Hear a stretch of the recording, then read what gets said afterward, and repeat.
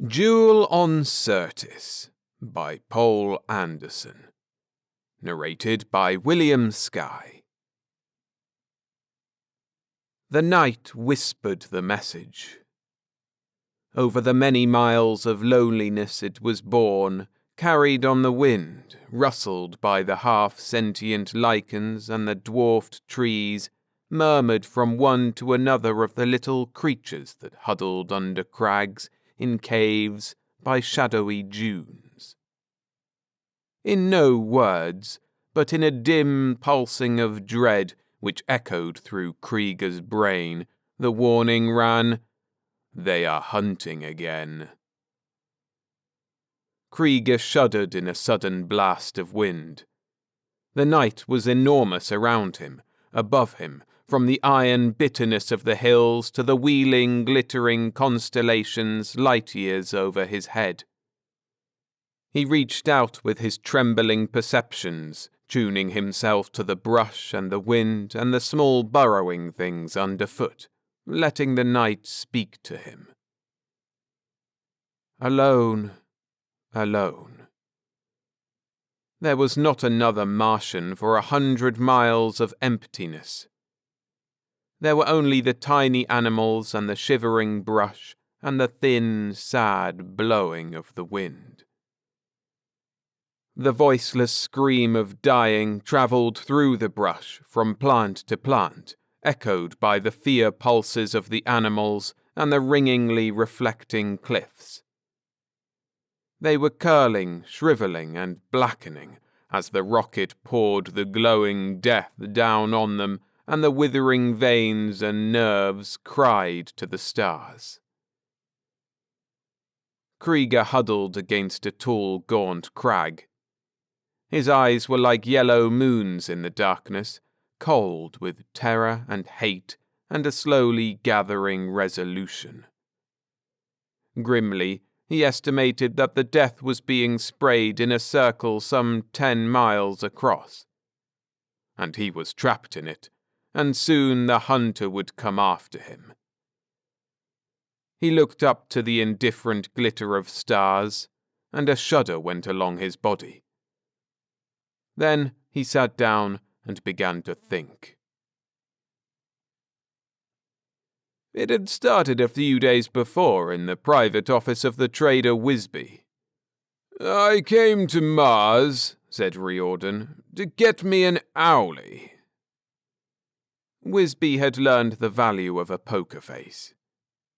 He peered across the rim of his glass at the other man, estimating him. Even in god-forsaken holes like Port Armstrong one had heard of Riordan. Heir to a $1 million shipping firm, which he himself had pyramided into a system-wide monster, he was equally well known as a big game hunter. From the fire drakes of Mercury to the ice crawlers of Pluto, he'd bagged them all. Except, of course, a Martian. That particular game was forbidden now. He sprawled in his chair, big and strong and ruthless, still a young man. He dwarfed the unkempt room with his size and the hard-held dynamo strength in him, and his cold green gaze dominated the trader. "It's illegal, you know," said Wisby. "It's a 20-year sentence if you're caught at it." "Bah! The Martian commissioner is at Ares, halfway around the planet. If we go at it right, who's ever to know?" Riordan gulped at his drink. "I'm well aware that in another year or so they'll have tightened up enough to make it impossible. This is the last chance for any man to get an owlie. That's why I'm here." Wisby hesitated, looking out the window. Port Armstrong was no more than a dusty huddle of domes, interconnected by tunnels in a red waste of sand stretching to the near horizon. An Earthman in airsuit and transparent helmet was walking down the street, and a couple of Martians were lounging against a wall. Otherwise, nothing. A silent, deadly monotony brooding under the shrunken sun. Life on Mars was not especially pleasant for a human. You're not falling into this owly loving that's corrupted all Earth? Demanded Riordan contemptuously. Oh no, said Wisby. I keep them in their place around my post. But times are changing. It can't be helped. There was a time when they were slaves, said Riordan. Now those old women on Earth want to give 'em the vote. He snorted. Well, times are changing, repeated Wisby mildly. When the first humans landed on Mars 100 years ago, Earth had just gone through the hemispheric wars. The worst wars man had ever known. They damn near wrecked the old ideas of liberty and equality. People were suspicious and tough. They'd had to be to survive. They weren't able to empathize the Martians, or whatever you call it. Not able to think of them as anything but intelligent animals. And Martians made such useful slaves. They need so little food or heat or oxygen, they can even live 15 minutes or so without breathing at all. And the wild Martians made fine sport, intelligent game that could get away as often as not, or even manage to kill the hunter. I know, said Riordan. That's why I want to hunt one. It's no fun if the game doesn't have a chance. It's different now, went on Wisby. Earth has been at peace for a long time. The Liberals have gotten the upper hand. Naturally, one of their first reforms was to end Martian slavery. Riordan swore. The forced repatriation of Martians working on his spaceships had cost him plenty. I haven't time for your philosophizing, he said. If you can arrange for me to get a Martian, I'll make it worth your while. How much worth it? Asked Wisby. They haggled for a while before settling on a figure. Riordan had brought guns and a small rocket boat, but Wisby would have to supply radioactive material, a hawk, and a rockhound.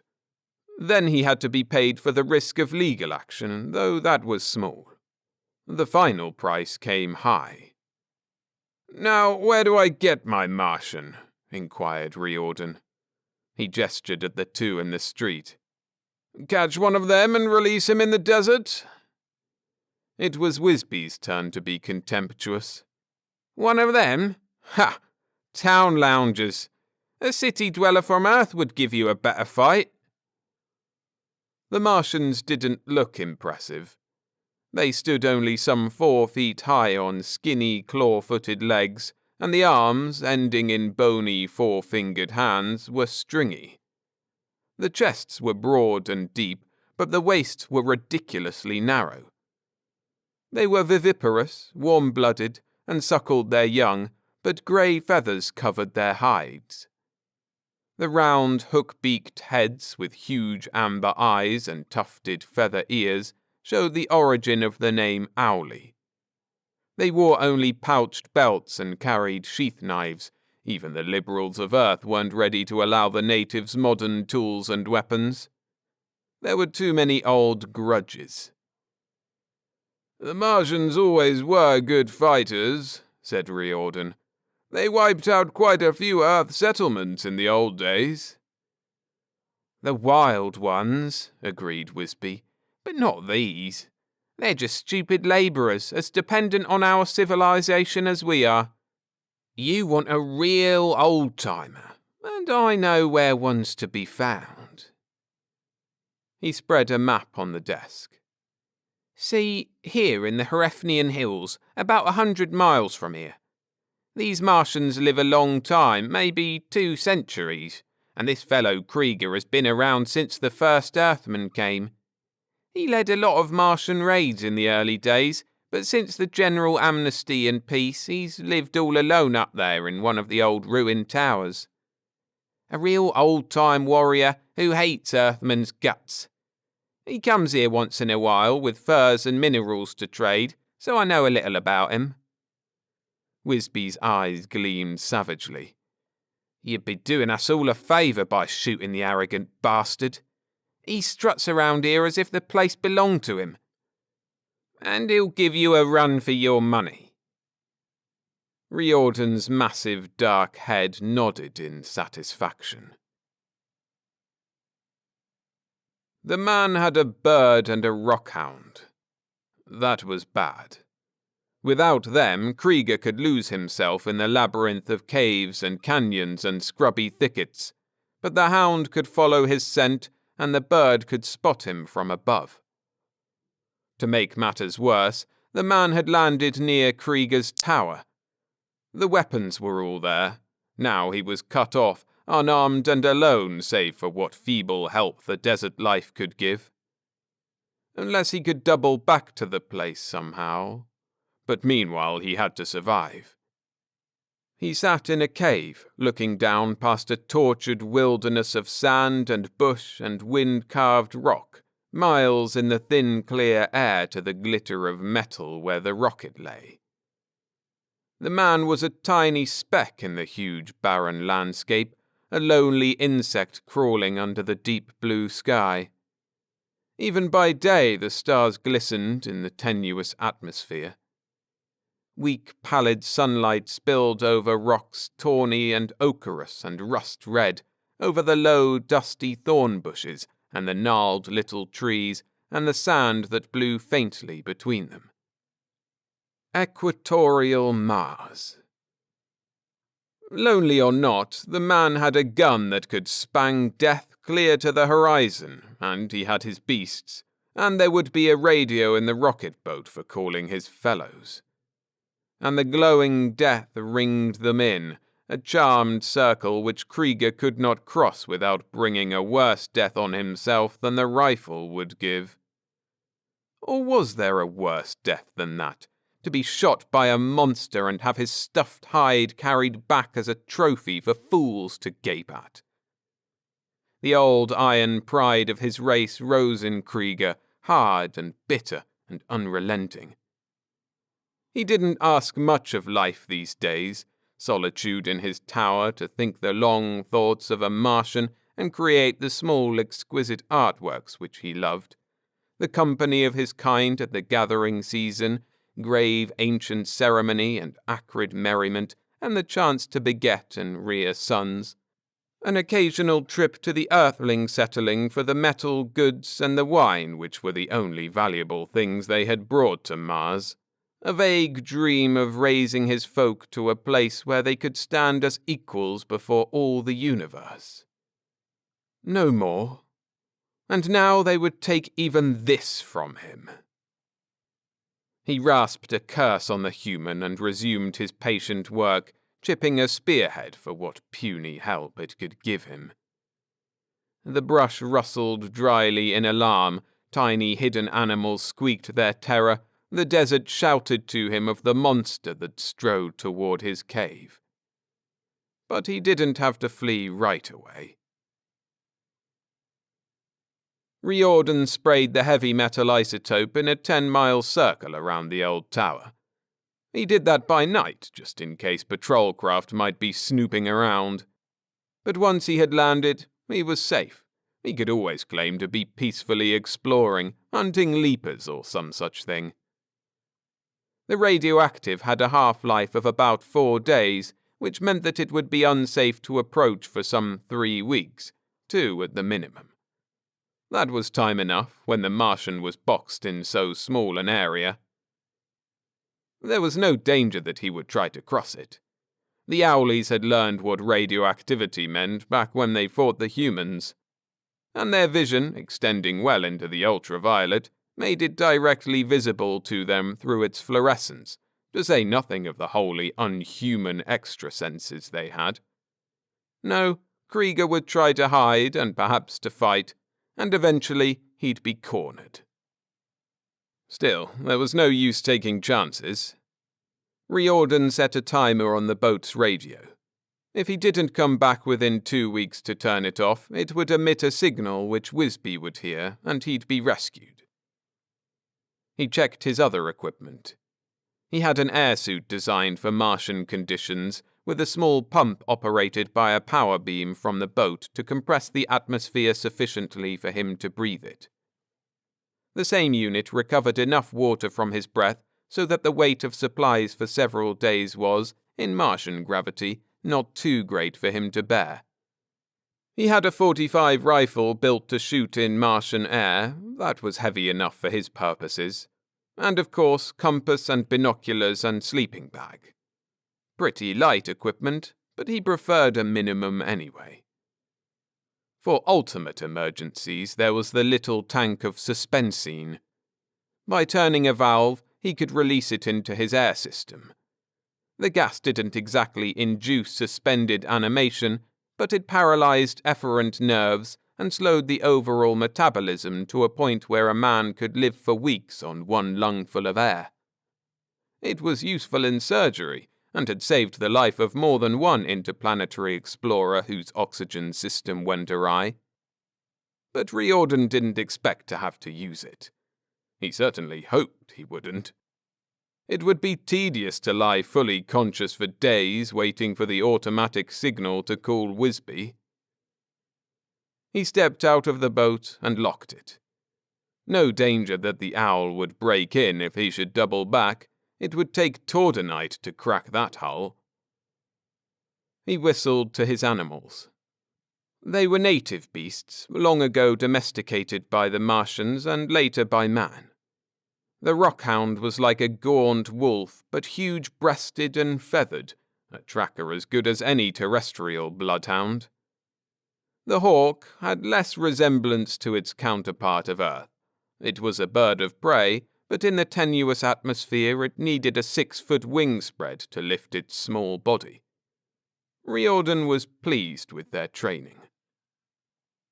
The hound bayed, a low, quavering note which would have been muffled almost to inaudibility by the thin air and the man's plastic helmet had the suit not included microphones and amplifiers. It circled, sniffing, while the hawk rose into the alien sky. Riordan did not look closely at the tower. It was a crumbling stump atop a rusty hill, unhuman and grotesque.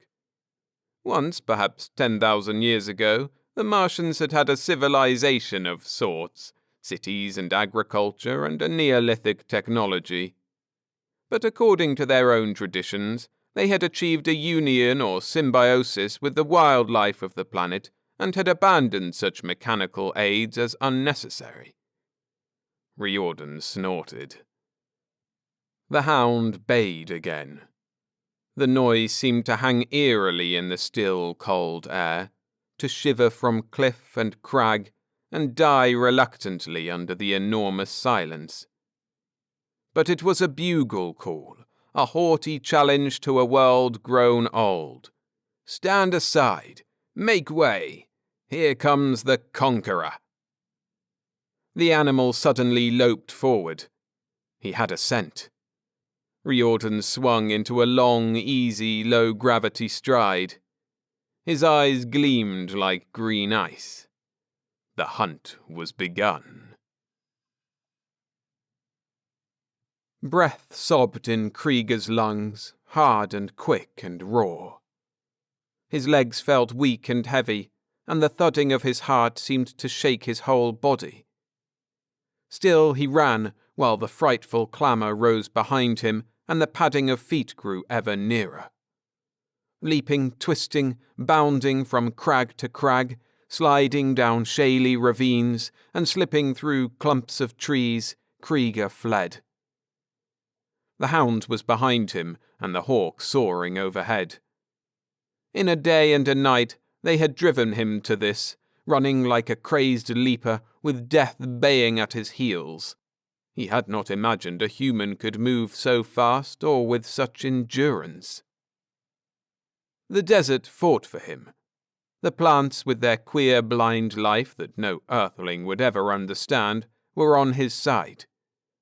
Their thorny branches twisted away as he darted through, and then came back to rake the flanks of the hound, slow him, but they could not stop his brutal rush.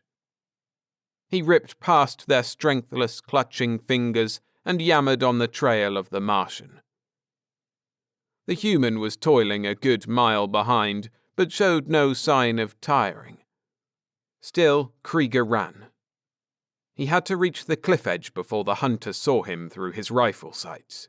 Had to, and the hound was snarling a yard behind now. Up the long slope he went. The hawk fluttered, striking at him, seeking to lay beak and talons in his head. He batted at the creature with his spear and dodged around a tree. The tree snaked out a branch from which the hound rebounded, yelling till the rocks rang. The Martian burst onto the edge of the cliff. It fell sheer to the canyon floor, 500 feet of iron-streaked rock tumbling into windy depths. Beyond, the lowering sun glared in his eyes. He paused only an instant, etched black against the sky, a perfect shot if the human should come into view, and then he sprang over the edge. He had hoped the rockhound would go shooting past, but the animal braked itself barely in time. Krieger went down the cliff face, clawing into every tiny crevice, shuddering as the age-worn rock crumbled under his fingers. The hawk swept close, hacking at him and screaming for its master. He couldn't fight it, not with every finger and toe needed to hang against shattering death, but... He slid along the face of the precipice into a grey-green clump of vines, and his nerves thrilled forth the appeal of the ancient symbiosis. The hawk swooped again, and he lay unmoving, rigid as if dead, until it cried in shrill triumph and settled on his shoulder to pluck out his eyes. Then the vines stirred. They weren't strong, but their thorns sank into the flesh, and it couldn't pull loose. Krieger toiled on down into the canyon while the vines pulled the hawk apart. Riordan loomed hugely against the darkening sky. He fired once, twice, the bullets humming wickedly close, but as shadows swept up from the depths, the Martian was covered. The man turned up his speech amplifier, and his voice rolled and boomed monstrously through the gathering night, thunder such as dry Mars had not heard for millennia. "Score one for you, but it isn't enough. I'll find you." The sun slipped below the horizon, and night came down like a falling curtain. Through the darkness, Krieger heard the man laughing. The old rocks trembled with his laughter. Riordan was tired with the long chase and the niggling insufficiency of his oxygen supply. He wanted a smoke and hot food, and neither was to be had. Oh well, he'd appreciate the luxuries of life all the more when he got home, with the Martian's skin. He grinned as he made camp. The little fellow was a worthwhile quarry, that was for damn sure. He'd held out for 2 days now, in a little 10-mile circle of ground, and he'd even killed the hawk. But Riordan was close enough to him now so that the hound could follow his spoor, for Mars had no watercourses to break a trail. So it didn't matter. He lay watching the splendid night of stars. It would get cold before long, unmercifully cold, but his sleeping bag was a good enough insulator to keep him warm with the help of solar energy stored during the day by its Gergen cells. Mars was dark at night, its moons of little help, Phobos a hurtling speck, Deimos merely a bright star. Dark and cold and empty. The rockhound had burrowed into the loose sand nearby, but it would raise the alarm if the Martian should come sneaking near the camp. Not that that was likely. He'd have to find shelter somewhere too if he didn't want to freeze. The bushes and the trees and the little furtive animals whispered a word he could not hear, chattered and gossiped on the wind about the Martian who kept himself warm with work. But he didn't understand that language, which was no language. Drowsily, Riordan thought of past hunts. The big game of Earth, lion and tiger and elephant and buffalo and sheep on the high sun-blazing peaks of the Rockies. Rainforests of Venus and the coughing roar of a many-legged swamp monster crashing through the trees to the place where he stood waiting. Primitive throb of drums in a hot, wet night, chant of beaters dancing around a fire, scramble along the hell plains of Mercury with a swollen sun licking against his puny insulating suit, the grandeur and desolation of Neptune's liquid gas swamps, and the huge blind thing that screamed and blundered after him. But this was the loneliest and strangest and perhaps most dangerous hunt of all, and on that account the best. He had no malice toward the Martian. He respected the little being's courage as he respected the bravery of the other animals he had fought. Whatever trophy he brought home from this chase would be well earned. The fact that his success would have to be treated discreetly didn't matter. He hunted less for the glory of it, though he had to admit he didn't mind the publicity, than for love. His ancestors had fought under one name or another, Viking, Crusader, mercenary, rebel, patriot, whatever was fashionable at the moment. Struggle was in his blood, and in these degenerate days there was little to struggle against save what he hunted. Well, tomorrow. He drifted off to sleep. He woke in the short grey dawn, made a quick breakfast, and whistled his hound to heel. His nostrils dilated with excitement, a high, keen drunkenness that sang wonderfully within him. Today. Maybe today. They had to take a roundabout way down into the canyon, and the hound cast about for an hour before he picked up the scent. Then the deep-voiced cry rose again, and they were off, more slowly now, for it was a cruel, stony trail. The sun climbed high as they worked along the ancient riverbed. Its pale, chill light washed needle-sharp crags and fantastically painted cliffs, shale and sand, and the wreck of geological ages. The low, harsh brush crunched under the man's feet, writhing and crackling its impotent protest. Otherwise it was still, a deep and taut and somehow waiting stillness. The hound shattered the quiet with an eager yelp and plunged forward. Hot scent! Riordan dashed after him, trampling through dense bush, panting and swearing and grinning with excitement. Suddenly, the brush opened underfoot. With a howl of dismay, the hound slid down the sloping wall of the pit it had covered. Riordan flung himself forward with tigerish swiftness, flat down on his belly, with one hand barely catching the animal's tail. The shock almost pulled him into the hole too. He wrapped one arm around a bush that clawed at his helmet and pulled the hound back. Shaking, he peered into the trap. It had been well made, about 20 feet deep, with walls as straight and narrow as the sand would allow, and skillfully covered with brush.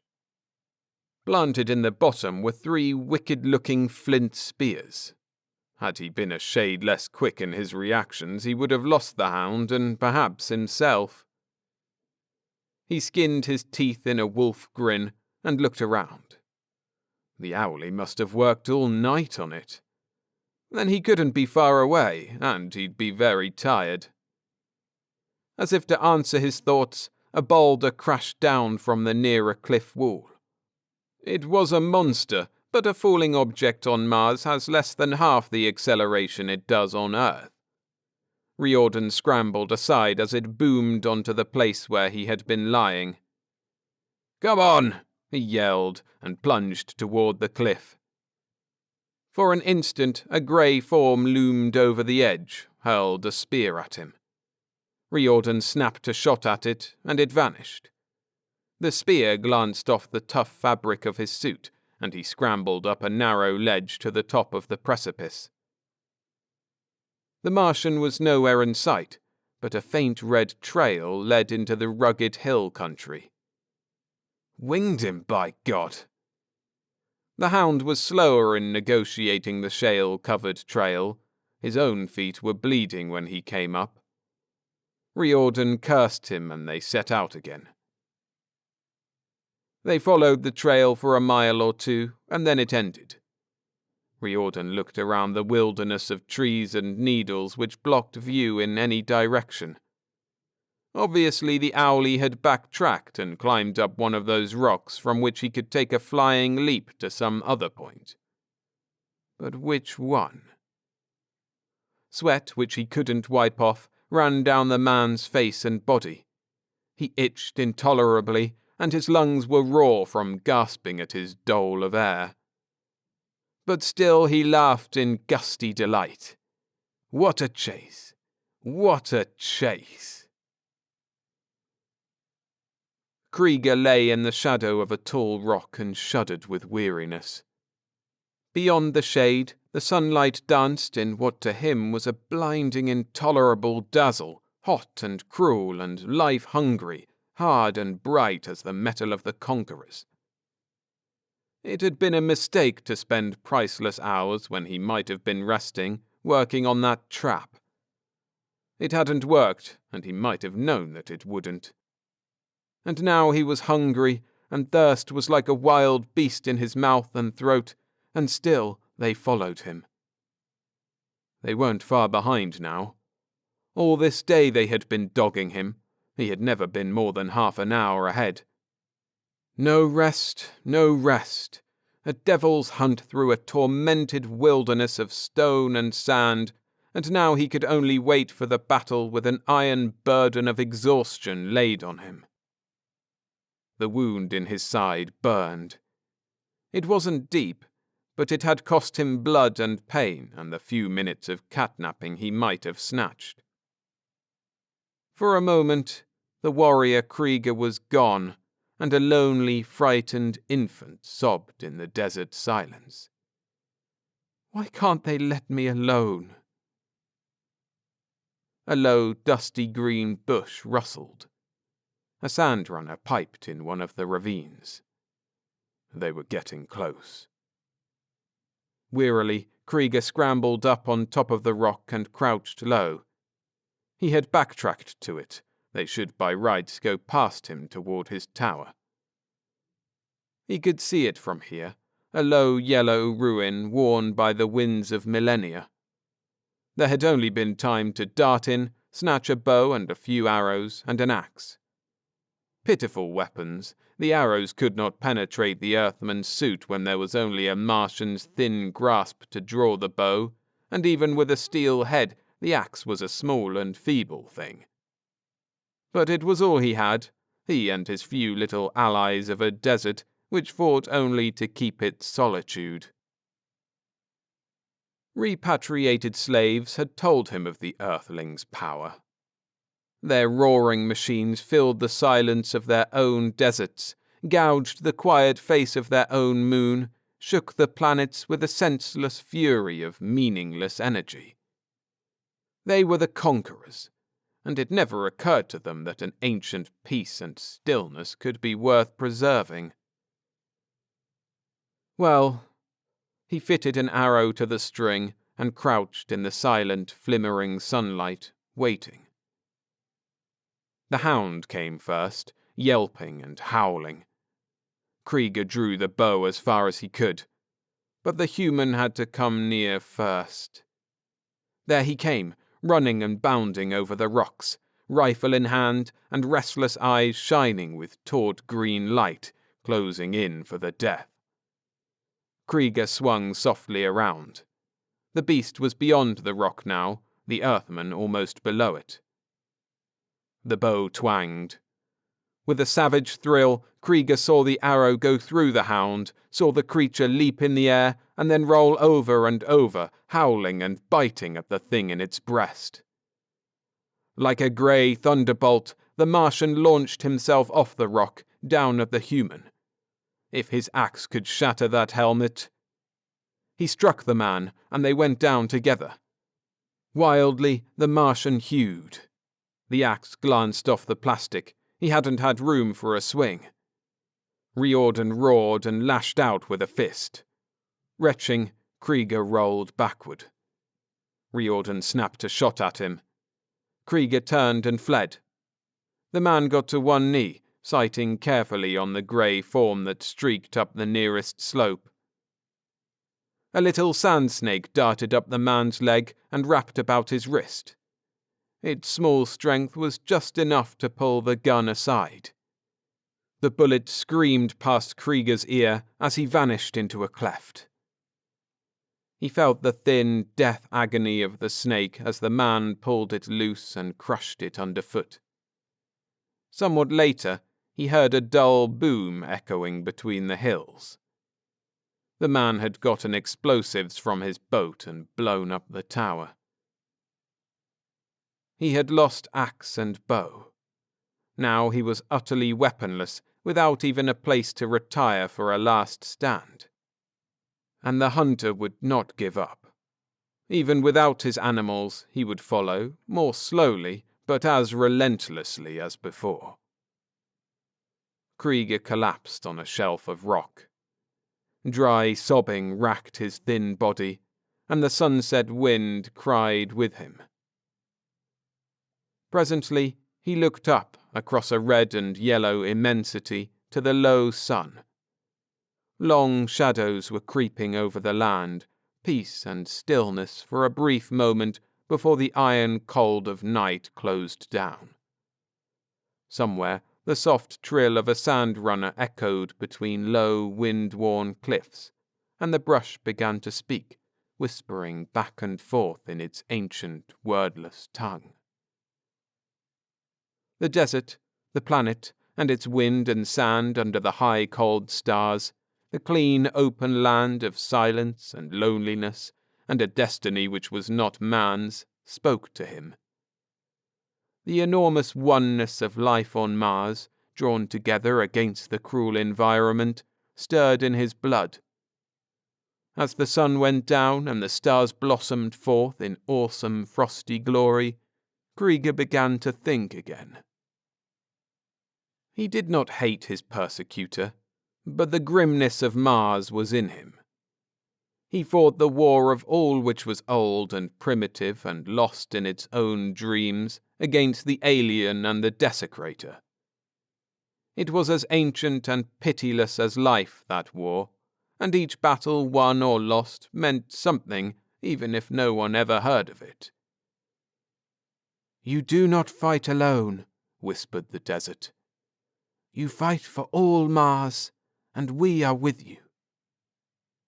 Something moved in the darkness, a tiny warm form running across his hand, a little feathered mouse-like thing that burrowed under the sand and lived its small fugitive life and was glad in its own way of living.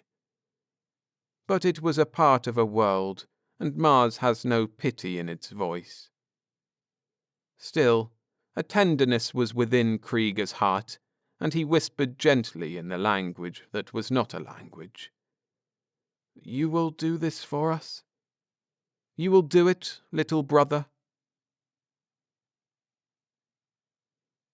Riordan was too tired to sleep well. He had lain awake for a long time, thinking, and that is not good for a man alone in the Martian hills. So now the rockhound was dead too. It didn't matter, the owlie wouldn't escape. But somehow the incident brought home to him the immensity and the age and the loneliness of the desert. It whispered to him. The brush rustled, and something wailed in darkness, and the wind blew with a wild, mournful sound over faintly starlit cliffs, and it was as if they all somehow had voice, as if the whole world muttered and threatened him in the night. Dimly, he wondered if man would ever subdue Mars, if the human race had not finally run across something bigger than itself. But that was nonsense. Mars was old and worn out and barren, dreaming itself into slow death. The tramp of human feet, shouts of men, and roar of sky-storming rockets were waking it, but to a new destiny, to man's. When Ares lifted its hard spires above the hills of Syrtis, Where then were the ancient gods of Mars?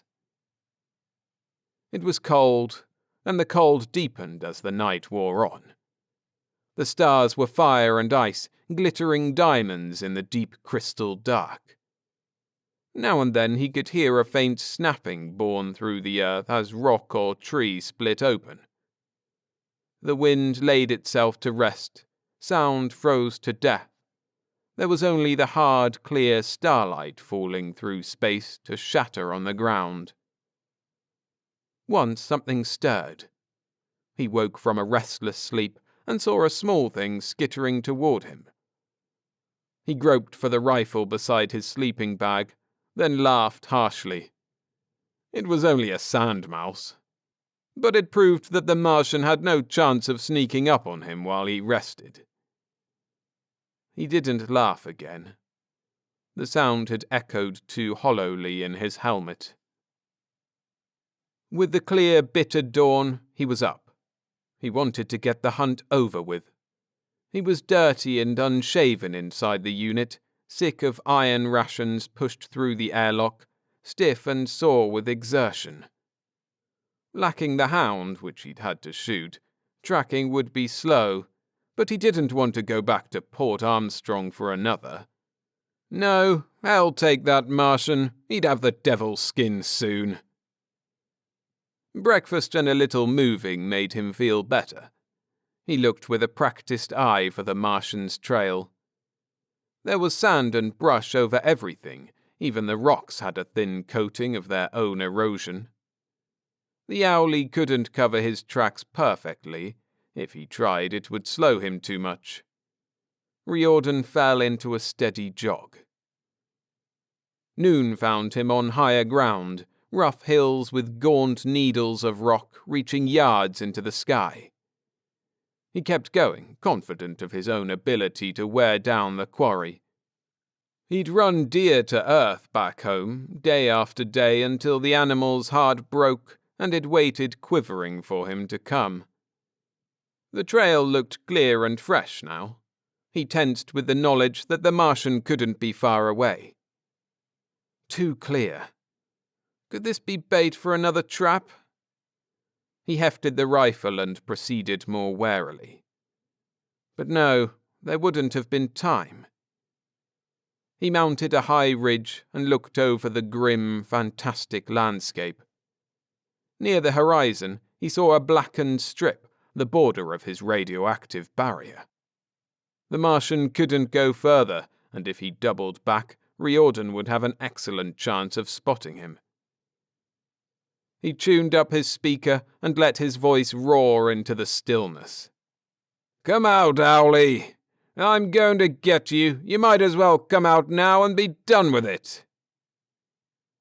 The echoes took it up, flying back and forth between the naked crags, trembling and shivering under the brassy arch of sky. "Come out! Come out! Come out!" The Martian seemed to appear from thin air, a grey ghost rising out of the jumbled stones and standing poised not 20 feet away. For an instant the shock of it was too much. Riordan gaped in disbelief. Krieger waited, quivering ever so faintly as if he were a mirage. Then the man shouted and lifted his rifle. Still the Martian stood there, as if carved in grey stone, and with a shock of disappointment, Riordan thought that he had, after all, decided to give himself to an inevitable death. Well, it had been a good hunt. "So long," whispered Riordan, and squeezed the trigger. Since the sand mouse had crawled into the barrel, the gun exploded. Riordan heard the roar and saw the barrel peel open like a rotten banana.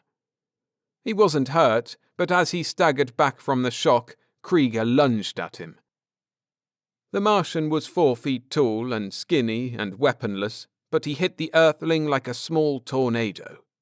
His legs wrapped around the man's waist, and his hands got to work on the air hose. Riordan went down under the impact. He snarled tigerishly, and fastened his hands on the Martian's narrow throat. Krieger snapped futilely at him with his beak. They rolled over in a cloud of dust. The brush began to chatter excitedly. Riordan tried to break Krieger's neck. The Martian twisted away, bored in again. With a shock of horror, the man heard the hiss of escaping air as Krieger's beak and fingers finally worried the air hose loose. An automatic valve clamped shut, but there was no connection with the pump now. Riordan cursed and got his hands about the Martian's throat again. Then he simply lay there, squeezing, and not all Krieger's writhing and twistings could break that grip. Riordan smiled sleepily and held his hands in place.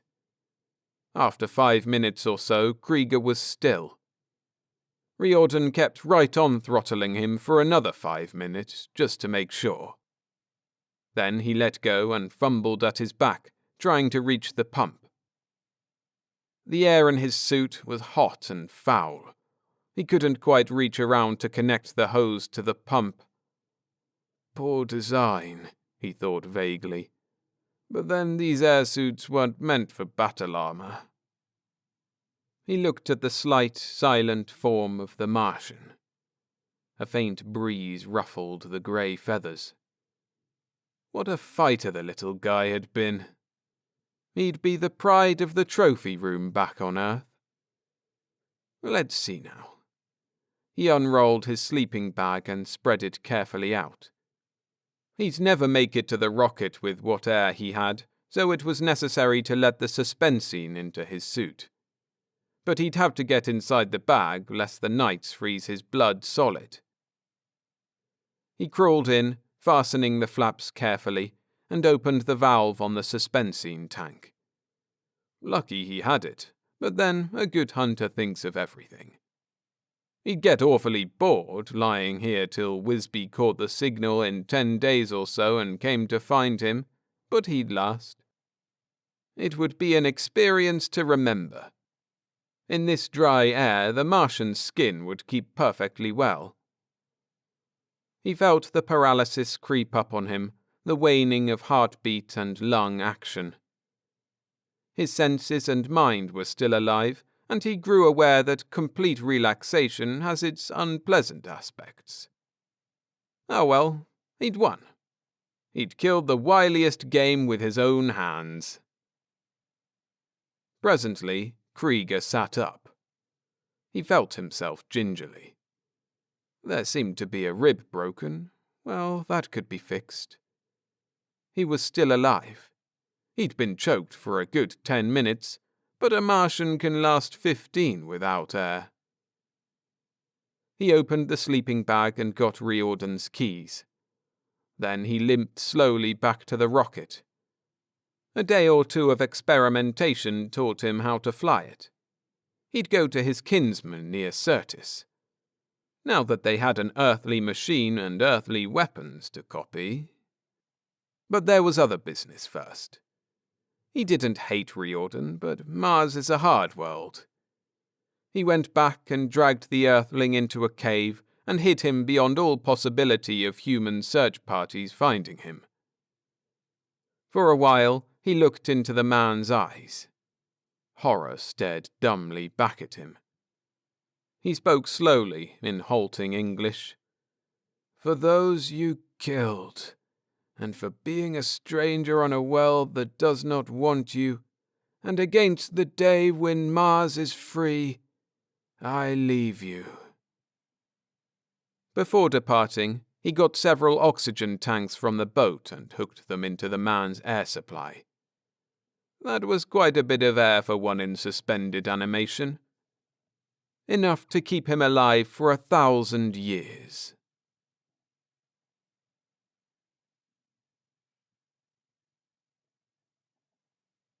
Thanks for listening. If you enjoyed the story, hit the like button to help the channel out. And share your thoughts, ideas, and memories of this tale in the comments. Many of my listeners have great insights to add, and I'd love to hear yours. And if you want more, check out the playlists on this channel, compilations and standalones from all the great authors of the 50s and 60s, plus some other eras, including contemporary stories. See you in the next one.